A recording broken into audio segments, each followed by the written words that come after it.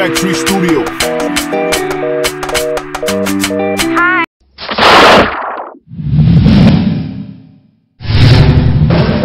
Nabino Bandeko, Bonisani, l'émission pour circuit, au Bota Kamon Andela Internet, Natesibino, Olisu Sumbote, et Boye Malam, une émission à Bisson Mokomano. Naembelibino Bongo, évêque Paulin Iwanga, Oyo Azali Bongo, représentant légal et église EJCC, église de Jésus-Christ par la croix. Et ça a été beta masolo na biso ya pour circuit ya mokolo mwa lelo mais yambo ete na pesa maloba ni invité na biso mokolo mwa lelo na ke bongo kopesa matondi na JP Nkano le mystérieux de l'Australie au Azali Bongo le sponsor très officiel ya émission audio. Bonjour évêque. Bonjour madame. Bonne santé. Ça va. Nous sommes bien au sondage. Matondi mingi na ndenge oyo mbela na biso pona émission ya lelo. Thème na biso ya lelo ezali la vie après la mort. Nalingi avant na kota na likambo ya émission na biso mokoma lelo oyo biza biso bomo ezani. C'est le principe de l'existence. Donc le fait que moto azali coexister, azali kopema, azali na bomoi, c'est ça la vie. La mort, liwa, c'est la cessation de la vie. Nangonga oyo, vie, et le moins la bomoi ya moto. Azo pema les sociétés, pema les son retraité. Moto wana, azali de mokufi, wana de liwa. C'est comme ça que on dit tel est mort, donc il n'existe plus, il ne vit plus. La cessation de la vie, c'est ça, la mort. Mais comment est-ce que vous nous parlez encore de la vie après la mort? Parce que vous venez de dire déjà que tout ce qui a cessé au paiement, il n'est plus, il n'existe plus. Mais on le bénéficie de la vie après la mort. Donc il y a un mystère caché là. Le mystère on a caché on est du fait que la vie, c'est évidemment la définition dans mon poussé, donc le principe de l'existence. Mais il y a aussi une autre forme de vie qu'on appelle la vie spirituelle. Cette vie-là, ezali mokolo oyo moto azoyamba Yesu Kristo na bomoi ya ye, moto azali mopagano azovivre na mokili sa makambo ndenge na ndenge na ye, azoconduire vie na ye na ndenge na ye. Mokolo oyo moto wana azali koyeba na Yesu, akabi vie na ye epai na Yesu, moto wana abandi mpe vie mosusu ya sika. Wana Bible ezali kobenga ngo ke mokolo wana ayambi Yesu abotami mbala sika, abotami mbala ya mibale. C'est la nouvelle naissance. Comme il y a une nouvelle naissance, donc il y a une nouvelle vie. Vie moko cachée, vie moko spirituelle, ezali na sima moto epai na Yesu. Alors ne vie wana tout le monde appelle que vie wana ezali na kufa nango, ezali na suka nango. C'est après la mort physique, comme nous venons de dire que vie matérielle est physique, vie spirituelle est mort matérielle est mort spirituelle est. Alors mokolo oyo muto azo kufa na nzoto, cessation de la vie physique matérielle et monani. À partir de mokolo wana, c'est ce qu'on appelle la mort. À partir de mokolo wana nde sikoyo simana liwa wana nde toza na problème il y a kotalisa que vie mususu ezali. Donc nzoto ekufi bakoni mutu, mais à partir ya mokolo wana ya kufi il y a une autre vie spirituelle na isiko oyo ayambaki ntango abotami mbala mibale, ntango ayambi Yesu. Vie spirituelle na wana il faut toyeba mpe sikoyo ekokende wapi. Est-ce que okende bisika ya mabe? C'est ça qui est le point d'interrogation. La vie après la mort, ce sera quoi? Il faut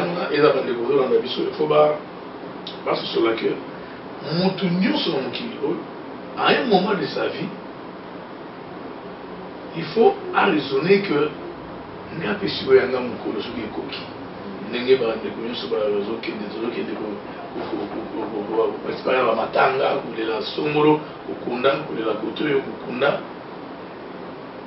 ce qui arrive aux autres est comme il avait biso un jour. on a fait mon tuyau sur mon kilo temps zo bika zo vivre il faut à raisonner que ngai pe anga mon kolta ko koma nous autres on a pas comme même sur les coller sur la nécropole sur la médecin qui fouti sur qui cimetière ya ba mboka mususu wana pe na komote mais molimo nanga ekosukela wapi ekokende wapi ekokende bisika malamu bisika nzambe abongiseli babula minaye basantu na ye bana na ye to ekokende na bisika ya pasi ya bileli lengi ya kosuwa mino ndenge yesu ye moko alobi bisika na kolela mpe kosuwa mino ezali na life. C'est ça la grande interrogation il faut montrer. Bon, c'est quoi par rapport ya baoyo balobaka ke namela nalangwa nakala kuna koyi kosala parce que soki nakufi nake nanga, ceux qui ne croient pas à la survie de l'âme. Eza point liboso eza na baoyo mosusu mpona bango la vie s'arrête dès que l'on meurt, vie esuki wana. Eza mpe na baoyo mosusu bango baza kokroire na pouvoir ya incarnation. Pour eux, balobi soki moto akufi molimo na ye okende kokota soit na nzete soit na nyama soit na insecte moko. On met un peu pour éclaircir bango là-dessus pour comprendre que peut-être baza na kati ya ignorance. Kana nzambe tozotanga Biblia efungoli biso makambo ebele autour ya réalité wana bapona interrogation na bato baza nango est-ce que vie ezali est-ce que ezalaka te est-ce que bazokosa biso te ntango toloba o apeliwa tokinosala boye tokozokende lola lola yango eza wapi lola yango tozomona ese tokende kuna soki tokende wapi des trucs comme ça. Bon, mais il est vrai que la plus grande ignorance c'est d'abord celle-là. Je pense que vous citez deux cas plus ou moins ou trois bazali koloba que tikato melato lango puisque mokolo mosusu ekoya tokufa apre liwa nyamiyora pelia bamosusu bazoloba non na nsima liwa la vie s'arrête là mais il n'y a plus quelque chose qui il n'y a pas un problème de les larmes tout ça moto akufi bakundi moto bango esili. Il y en a qui disent que après liwa il y a une possibilité d'aller de vivre une autre vie mais pas ndenge tolobela ya ndenge ya bible ekokende lola ya bango ezali otikali kaka na mokili yawo esprit na yo nzoto bakondi kuna esprit na yo ekotana kati ya mbwa ekota soki na ntaba soki na ngombe soki osalaki malamu ozalaki moto malamu esprit na yo ekota na lion odala nyama moko makasi soki osalaki otambolaki malamu te na vie na yo à la merci des prédateurs. Oui, comme chaque mot n'importe quand tout ça. Bon, c'est quand même malheureux que l'ignorance est aboyée dans le cas. Il y a même des gens qui parlent de ça avec conviction. C'est très malheureux. Mais la vérité est que si Mayaliwa Makamwesu Kaka Awate, non, ce n'est même pas, c'est pas normal que Nzambo Akeli Batu, Akeli Mokili. Si Manakokela Mokili, Okela Batu, Atalika Batu, Bakufi Basilipe, Likamanamope Pesile Ligawana. Et puis c'est fini. Non, ça n'a pas de sens. C'est Dieu là, dans ce manière Kokela Batu. Après ça, la directive claire. Mutu, Tambula, Alima, Tambula na Kobanga Nzambe, Tambula na Kosepelisa Nzambe na yo na marche na yo na makanisi na yo na itamboli na yo na sima ya liwa na yo il faut okende kopema na esika basantu bapemaka. Yesu azoloba boye na Jean chapitre 14 versets 2 et 3. C'est lui-même Jésus qui parle. Il dit croyez-moi, croyez en moi et croyez en Dieu. Il y a plusieurs demeures dans la maison de mon Père. Il y a quand même quelque part une maison de son Père. Il dit, si cela n'était pas, je vous l'aurais aussi dit. Et voici, je m'en vais. Je m'en vais vous préparer une place. Quand je m'en serai avec, je vous aurai préparé une place, je reviendrai. Je reviendrai vous prendre pour que là où moi je suis, vous y soyez aussi. C'est une parole claire, il y a même pas de, on ne peut même pas dire qu'il parlait en parabole, ce n'est pas une parabole. C'est clair, c'est une promesse divine, claire, pour une existence glorieuse. Maintenant, dire que ça va s'arrêter ici, c'est-à-dire que cette parole que Jésus a prononcée, c'était un mensonge. On prend Jésus pour un menteur, pour un imposteur, alors que Jésus c'est la vérité même. Il n'a jamais menti. La Bible dit que de sa bouche, aucune fraude, aucun mensonge n'est sorti. Quand il ouvrait la bouche, c'est la vérité qui sortait. Quand il ouvrait la bouche, c'est la bénédiction. Donc, il ne peut pas mentir. Donc, cela veut dire que après l'Iwan Abisso, il y a une vie, une existence glorieuse. C'est la bataille sur la tamoula qui est dans Zambie. Babanga Kinzambi. Oui, bah, il y a Yesu qui est mais au Babanga Kinzambi, il y a été mouillé là-bas. Alors, les autres, eux, Babanga Kinzambi était, Bible les autres, que Yesu a dit, na Matthieu 7, 21, 23, il parle même des chrétiens. Il dit, ce n'est pas tous ceux-là qui m'appellent Seigneur, Seigneur, qui entreront dans le royaume des cieux. Mais seulement celui qui fait la volonté de mon Père qui est au ciel. Alors donc, quelque part, il y a bateau, il va au côté dans l'eau, et il dit, dans le chapitre 7 de Matthieu, il dit, ceux qui, ce jour-là, il y en a qui viendront qui diront, Seigneur, Seigneur, n'avons-nous pas prophétisé en ton nom, n'avons-nous pas fait des miracles en ton nom? Il parle maintenant des serviteurs de Dieu. Ce n'est même pas seulement les chrétiens, les fidèles, mais les serviteurs de Dieu qui ont prophétisé, qui ont fait des miracles, qui ont prêché, qui ont évangélisé, et tout ça là. Il dit, moi je leur dirai ouvertement, je ne vous ai jamais connu. Retirez-vous de moi, éloignez-vous de moi, vous qui commettez l'iniquité. Et dans le même passage, toujours le même chapitre 7 de Matthieu, il dit, la porte qui amène au ciel est petite. Et le même appelle ça la porte étroite.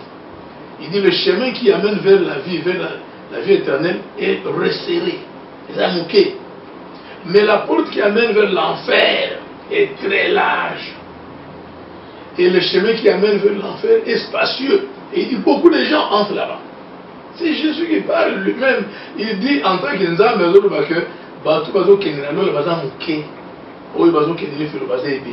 donc ça ne peut même pas nous étonner aujourd'hui de voir la plupart d'entre nous ce n'est pas ça. La question n'est pas là. La question est mal posée. Jésus dit, là, les gens qui iront en affaire, ils sont nombreux, plus nombreux que au Kenya dans les feux. Quelque part, tu vois beaucoup de gens, 1 milliard de gens, mais c'est clair que la réponse Jésus l'a déjà donnée. Ce que nous devons faire, si nous les aimons, c'est leur prêcher la parole. Il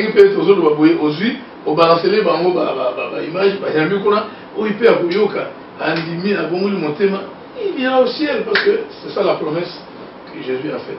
Donc jusque là, je n'ai répondu qu'à une partie de la question. La deuxième partie, c'est sur la réincarnation. Bon, à ce propos, et l'autre Koloba, Isaboui, et Belena Batou, quand la doctrine nous en a, c'est la yoka yango, c'est la table de partage, non, la réincarnation, non, ça c'est Koloba que Moutou, nous avons sali, Nasimaliwana a vu esprit à Moutouana, au lieu de zonga et pas à créateur, pour qu'il nous rende compte de la vie naïe, à l'extérieur de Mokili. La vie que moi, le créateur, n'a pas ça qui est au sein de mon nid. Mon temps là, qui nous rend compte de la créature, à Zonga, sous son anxiété, avec nous, comment, et Moutoua, comment moi, ça c'est fait ce que le diable fait. Aujourd'hui, bateau, Mabéandouki, Soloka, tout ça, magie, il y en a qui, par contre, on a été Niaou, on a été Bongo, Mangando, Moussolia, Mangando,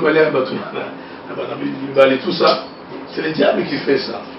Dieu, lui, dans le créateur, a constaté la Bible que Moutou, Oyakiraki, a permis que si Manaye Koufa, a qui nous transiter, ton animal, ton insecte, c'est en dehors de la Bible.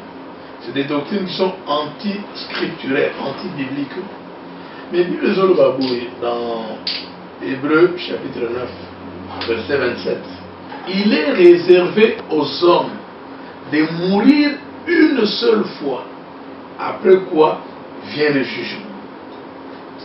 C'est sans équivoque qu'une seule fois, les gens accouchent le rôle en moto, à l'époque dans moi, accouché, abimi, à l'époque dans tabac, accouché, abimi, à l'époque dans ngombe. Non, ça. Beaucoup ça na création ensemble était quand même. Donc, Bible les autres, ils savent que ça bon côté. On va défendre théorie ou la doctrine, il y a réincarnation. Ils sont à côté de la plaque. Ils sont à côté de la Bible. La Bible les autres permettent de monter. La Bible les autres va que yomoto bika bomo imoko tambola malamu simanango. Donc, Ecclésiaste 12:1 jeune homme, réjouis-toi dans mon kini.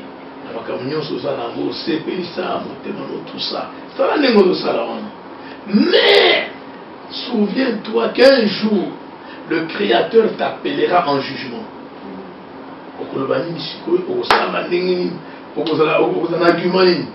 C'est comme ça que il faut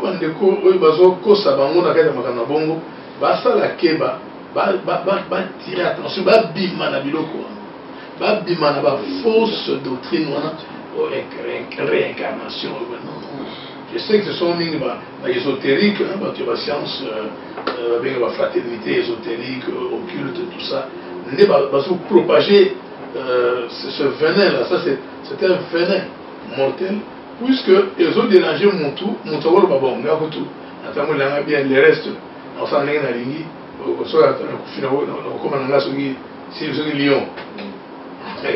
et cet homme-là, non, il doit rendre, Moutounio doit rendre compte et pas un ensemble.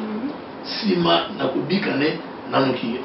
Donc cette doctrine-là, il faut la considérer comme une fausse doctrine, une doctrine anti-scripturaire, anti-biblique. Évêque Ukolin, Nazana Moutouna Moussousou est vraiment très pertinent. Oyo pona bato mingi bango balobaka ata yabi Jésus-Christ comme Seigneur et Sauveur te, mais ata la kaba bien akoki kozala nae dans l'occultisme na makamona soloka, mais à un moment donné azwaka mbongo nae asunga bana babola asala ba fondation asala kabadon et tout pour lui. Pour eux, balobara que bolamo bango basalaka wana yango pour couvrir bango dans l'au-delà. Et ce que vous pouvez éclaircir pe bato baza na lolengi wana ya komona makambo. Ba arrêter bolamo bazo sala te. Bolamo bazo sala wana eza malamu nzambe alingi bongo. Mais seulement on a bongo après la mort, la vie après la mort. Pour être simali wana ye azala malamu akota na lola asepela nzambe bambula na bambula. Il faut commencer par croire en Jésus-Christ. C'est la condition la première. Il faut que sa bon il faudrait qu'un jour de sa vie,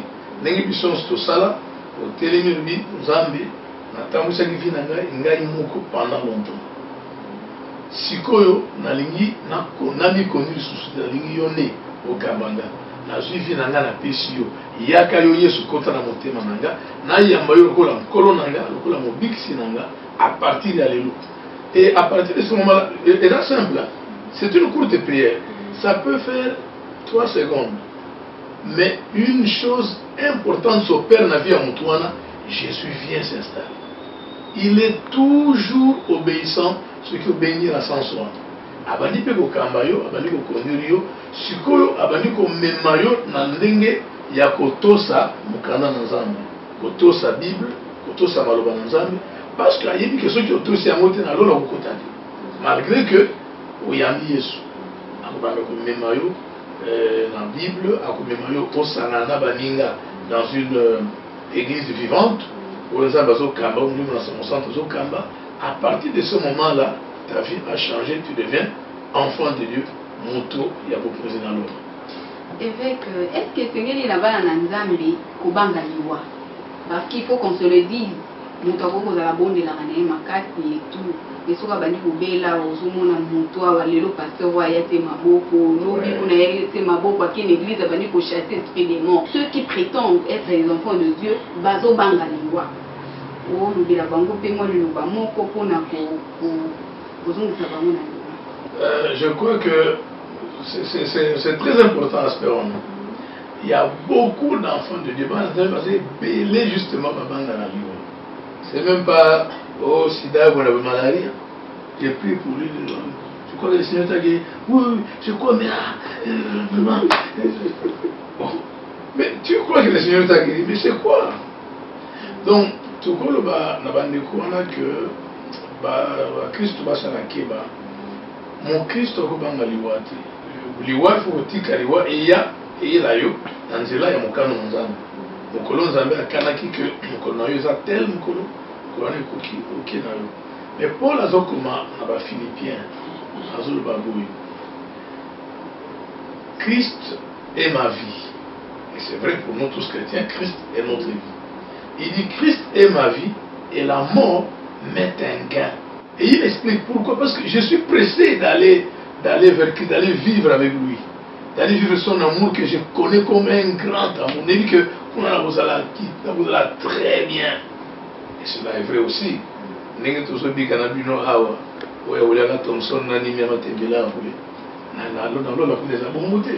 Papa, je suis oh, les lots malades, les hôpital, transport, tout est, l'existence est bien réglée, tout est à la gloire de Dieu. Et là, on donc Paul n'avait pas tort, il avait raison que la mort met un gain. Je suis pressé d'ailleurs là qui est le coup de l'ensemble, mais ce qui pose l'ensemble, il dit que la mission je suis bien obligé dans boutique là. Il faut tous là prêt à tout. Prêt à chaque minute de ma vie. Donc ce qu'il dit, et puis j'ai déjà instruit toute ma maison, mon épouse, elle est au courant, tous les enfants. Moi, ceux qui peuvent regarder qu'il y a là, il faut moi, il puisque nous avons contrôlé Finanga, nous avons ensemble, j'ai fait cet effort-là. C'est pourquoi il est important d'avoir Christ, Christ, que vous êtes toujours prêt. Vous avez vie à pécher quelque part, vous avez vie à boyer, après non,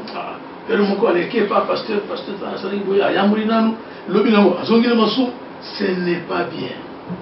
La mort, c'est la voie obligée de tout homme sur la terre. Parce qu'en matière de crainte de Dieu, il n'y a pas de serviteurs, il n'y a pas de pasteurs, il n'y a pas d'apôtres, il n'y a pas d'évêques, nous sommes tous enfants de Dieu.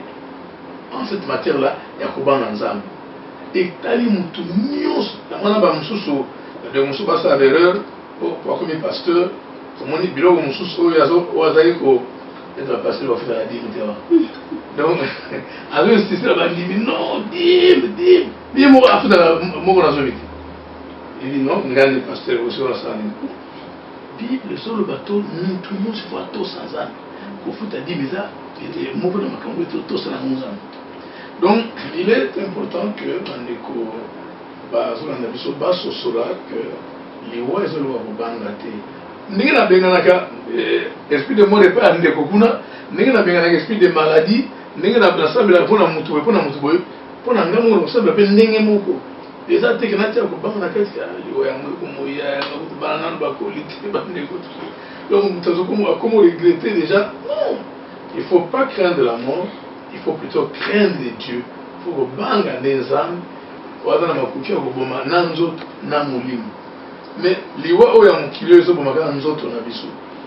Mon limo est un peu dans Zambie, mon limo est un bisengo, na lola, la mort n'a rien à voir. On ne peut pas banga moi tamuki. C'est bon, c'est Nabili Boukassa, na Dieu, na Michel, on a musique en Australie, Balandi, il y a émission. Il y a solo évêque Paulin, donc on peut tendre lentement mais sûrement vers la fin de cette émission. Mais dans la méthode de Mibale, où il utilise vraiment musique, au bande de la bisu, singing à la tuna pour tant on va y que n'a pas invité, c'est Pelaki. Aux amoko, il y a pilier, il y a église de réveil Lelo, Nambo Canabiso. Question est abouée. bilan nini okoki kosala lelo par rapport à l'église de réveil? Oui, merci pour la question. Cette préoccupation déjà importante. Effectivement, il y a un problème de bilan. Il faut être salam. Parce que dans la vie, il faut toujours faire les bilans.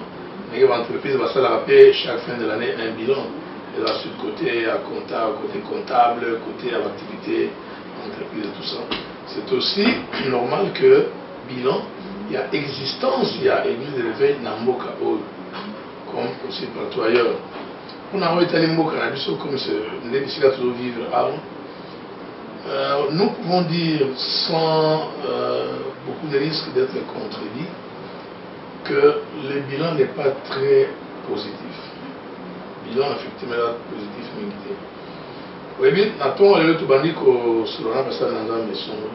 aujourd'hui il y a encore des conversions dans l'église de réveil. Parce que la conversion est ça. Puis c'est sur le tali, années 80 yotangi wana. Là bon on était dans 80 juste. En septembre 80. On va dire pour ça dans un quelques ngongasima bon wana.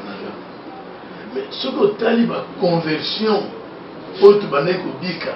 Azalaki na mukili na musique na bitumba on a vu ba catcheur oyo ancré na ba kisi atiki ba kisi nyonso alongwe na biloko wana aluki nzambe akangami na nzambe sérieusement.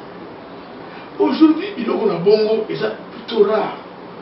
Na tango années 80 on avait des cas et des cas et ça s'apparentait dans la Bible zoloba na acte tango na Éphèse batwaneko yako bongo na mutema zo ya balira ngo ya machi bazotumba et tout ça. Aujourd'hui dans l'église ezala ya réveil ezala même partout ailleurs. On ne sent pas la conversion à battre. Mutu azosambela azokoba komela masanga ndenge moko na bapaga. Mutu azosambela kinzumba atikité. Mais il est dans l'église de réveil. Il y a comme même petit pasteur. Il y a comme bishop. Il y a comme évêque. Il y a comme apôtre. Mais il est toujours dans des histoires. Mais c'est malheureux. Nous devons prendre ça sur nous. Parce que c'est pour être correct vis-à-vis des dieux et vis-à-vis de la population. Qui a même espéré que l'église de réveil a eu un changement. Il y a un changement dans ma campagne. Bientôt, effectivement, l'église de réveil, il attend ma cala. Tu vas prier à rigoureusement à temps. Prier pendant 16 heures. 16 heures, il y a déjà la moitié de l'église. Prier pendant 16 heures avec presque le 3 quarts de l'église. Aujourd'hui, dans la plupart des églises, c'est vrai, c'est commun dans l'église. Aujourd'hui, 3 heures, prier le dimanche, prédication est combien à 15 minutes, c'est ici là. 3 heures à prier.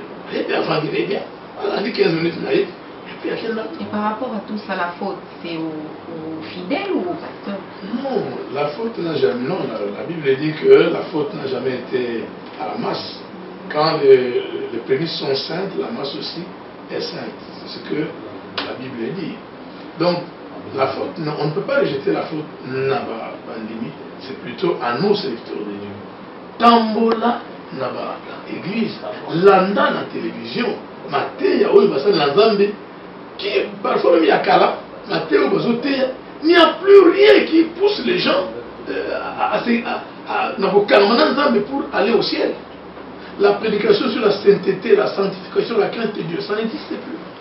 La prédication sur les ciels, là, le ciel, il y a le ciel et l'enfer, ça n'existe plus. Venez, donnez, tout ça. Donner à Dieu, c'est bien. C'est la Bible qui nous demande de donner. Mais on ne peut pas focaliser Bisso, parce que nous focaliser l'action de Bisso, sur Copes, sur le matériel, sur les bien-être matériels. On va dire le bien-être matériel, bien et à la fin de leur vie. Il n'est pas encore trop tard, nous sommes encore sur terre, nous vivons encore. Jésus n'est pas encore là, peut-être qu'il peut venir ce soir ou demain ou n'importe quel jour, mais on a encore même quelques minutes pour faire marche arrière et redresser la barre. Kotambula ndenge ya malunga pe koteya batu ndenge ya malunga zongela nzela na nzambe tozongela koteya batu bobangi nzambe bosantu po batu bakende lola puisque c'est le mandat que nous avons reçu des dieux. Donc, nous avons que bilan, l'église de réveil, est vraiment négatif. Non, c'est négatif. C'est négatif, on doit se le dire. Donc, comme qui dirait, tout ça, l'élo raison. La feu président Mobutu, Alobaki, il y a de cela plus de 20 ans passés, n'a mon discours n'a télé. Alobaki a balé ko boya que l'église de réveil et comme religion et comme peuple de Dieu n'a kati ya wa DBT n'a kati ya makambo toza ko kolobela lelo. Donc lelo tozo fait ça raison comme même il n'est plus. Togolo baboye de manière un peu partagée. La motivation peut-être bien été. Et on a peut-être poussé par son maître de l'époque, ou ses maîtres de l'époque, le pousser à bloquer le progrès de l'évangile. Mais néanmoins, ce qu'il a déclaré, nous les vivons aujourd'hui. On lui donne raison parce que nous vivons ces choses-là. Il n'y a que, au lieu de construire, les églises de l'éveil n'ont fait que retarder les gens dans le progrès vers le ciel. Le verset de Matthieu 7, 21, on parle des serviteurs de Dieu. Donc nous non plus, nous ne serons pas épargnés. Il faut que Batouba ait conscience que l'enfer est réel. Ce n'est pas une blague, ce n'est pas une parabole. Donc là, on a un théologien qui dit que l'enfer là, non, c'est une parabole. Vous savez, Jésus parlait souvent en parabole. Non, l'enfer n'est pas une parabole. C'est une réalité vraie. C'est le moment pour nous de faire machine arrière. C'est le moment pour nous de redresser la barre pour que Mbebawana, et comme il a dit sauter Kassi Batou, autre sauter à Sambalam, Bongwana, il y a solo Bakota Lola, Biso peut passer dans Nzambe, tout raté Lola, Wanate Onzambe, à la Kibiso pourtant de manière gratuite. Natobi Botoni évêque on a ndenge ondimaki invitation na ngai nabandi que ezamba ya sukate parce que question était ébélée c'est tout solola par rapport à l'église de réveil mais le la thème ezalaki mosusu na tiré kaka quelques deux questions mais prochainement j'espère que kopesa biso lisusu bakoya kosola.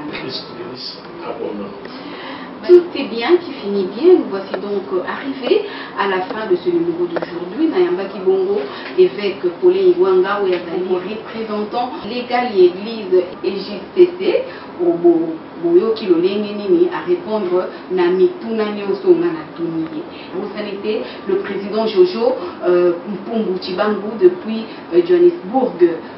Merci beaucoup, la président, on est ensemble, on le restera toujours. Papi Mpumbu, le grand opéra et le plus Madrid en Espagne. Big dédicace à toi, big dédicace à toute la famille Maïsa, mes bébés chéris, bébé Promesse, bébé Placide, bébé Michael et bébé Loïka. Nous avons sanité Ange Maïsa, big dédicace à toi. Mais Riamoué Teto clôturé Penda émission big dédicace à toi. JC Kano le mystérieux depuis Australie. Dédicace à mon réalisateur Prince. Dédicace à toi. La bossa été Roger Roy. Ngana bino tukutani bongo mbala kuma ko na